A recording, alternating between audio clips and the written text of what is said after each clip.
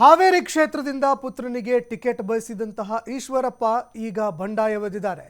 ಪುತ್ರನಿಗೆ ticket ಕೊಡಲಿಲ್ಲ ಅಂತ ಶಿವಮೊಗ್ಗದಲ್ಲಿ ಬಿಎಸ್ವೈ ಪುತ್ರ ರಾಘವೇಂದ್ರ ವಿರುದ್ಧ ಸ್ವತಂತ್ರ ಅಭ್ಯರ್ಥಿಯಾಗಿ ಕಣಕ್ಕೆ ಇಳಿಯುವುದಾಗಿ ಘೋಷಣೆ ಮಾಡಿದ್ದಾರೆ.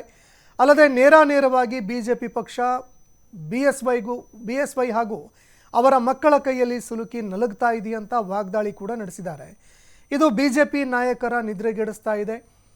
ಇಂದು ಪ್ರಧಾನಿ ಮೋದಿ ಅವರು ಶಿವಮೊಗ್ಗಕ್ಕೆ ಬರ್ತಾರೆ ಅಂತ ಗೊತ್ತಿದ್ದೆ ಬೆಳಗ್ಗೆಯಿಂದಲೇ ಈಶ್ವರಪ್ಪ ಮಠಗಳಿಗೆ ಭೇಟಿ ಮಾಡಲು ನಿರ್ಧರಿಸಿ ಯಾವುದೇ ಬಿಜೆಪಿ ನಾಯಕರಿಗೆ ಸಿಗದಂತೆ ಓಡಾಡಿದ್ದಾರೆ. ಯಾರೇ ಮನವೊಲಿಕೆಗೆ ಬಂದರೂ ಯಾವುದಕ್ಕೂ ಕ್ಯಾರೆ ಎಂದೇ ಅದೇ ಮುನಿಸನ್ನ ಮುಂದುವರಿಸಿದ್ದಾರೆ. ಅಲ್ಲದೆ ಆರ್ಎಸ್ಎಸ್ ಮುಖಂಡ ಗೋಪಾಲ್ಜಿ ಕೂಡ ಈಶ್ವರಪ್ಪಗೆ ಕರೆ ಮಾಡಿ ಮೋದಿ ಕಾರ್ಯಕ್ರಮಕ್ಕೆ ಹಾಜರಾಗಿ ಅಂತ ಹೇಳಿದರು. ಇಲ್ಲೂ ಕೂಡ ಶಾಂತರಾಗದೆ ನಾನು ಕಾರ್ಯಕ್ರಮಕ್ಕೆ ಹೋಗೋದೇ ಇಲ್ಲ, ಅಲ್ಲಿ ಪ್ರಧಾನಿ ಮೋದಿ ರಾಘವೇಂದ್ರ ಪರ ಪ್ರಚಾರ ಮಾಡ್ತಾರೆ, ಆಗ ನನಗೆ ಇರಿಸು ಮುರಿಸು ಉಂಟಾಗತ್ತೆ, ಆದ್ರಿಂದ ನಾನು ಹೋಗೋದೇ ಇಲ್ಲ ಅಂತ ಕಡ್ಡಿ ಮುರಿದಂತೆ ಈಶ್ವರಪ್ಪ ಹೇಳಿದ್ದಾರೆ. ಹಾವೇರಿ ಇಲ್ಲ, ಶಿವಮೊಗ್ಗದಲ್ಲಿ ನಾನೇ ನಿಲ್ತೀನಿ. ಹಾವೇರಿ ಕಾಂತೇಶ್ ನಿಲ್ಲಿಸ್ಬೇಕು ಅಂತಿದ್ರು ಮೋಸ ಮಾಡಿದ್ರಲ್ಲ.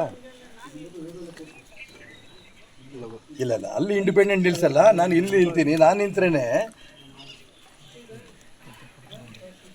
ಅಯ್ಯೋ ಯಡಿಯೂರಪ್ಪನವ್ರ ವಿರೋಧಿಗಳು ತುಂಬ ಇದ್ದಾರೆ ಶಿವಮೊಗ್ಗ ಜಿಲ್ಲೆಯಲ್ಲಿ. ಈಗ ನಮ್ಮ ಗಮನಕ್ಕೆ ಬರ್ತಾ ಇದೆ. ಬರೀ ಬೊಮ್ಮ ವಿರೋಧಿ ಅಲ್ಲಿರ್ಬೋದು, ಇಡೀ ಜಿಲ್ಲೆಯಲ್ಲಿ ಹೌದಾ ಅಂತ ಹೇಳ್ಕೊಂಡು ಅವ್ರು ನನಗೆ ಎಂಕರೇಜ್ಮೆಂಟ್ ನೋಡ್ತಾ ಇದ್ರೆ ಗೋಪಾಲ್ಜಿ, ನಾನು ತುಂಬ ಸ್ಪಷ್ಟ ಹೇಳ್ತೀನಿ, ಶಿವಮೊಗ್ಗದಿಂದ ಜನರ ಆಶೀರ್ವಾದದಿಂದ ಸಾಧು ಸಂತರ ಆಶೀರ್ವಾದದಿಂದ ಗೆದ್ದು ಬಂದು ಸೀದಾ ನೀವಿರೋಂಥ ಜಾಗದ ಅಯೋಧ್ಯೆ ಬಂದು ಪ್ರಭು ಶ್ರೀರಾಮಚಂದ್ರನ ಆಶೀರ್ವಾದ ಖಂಡಿತ ನಾನು ತಗೊಂಡಿದ್ದೀನಿ.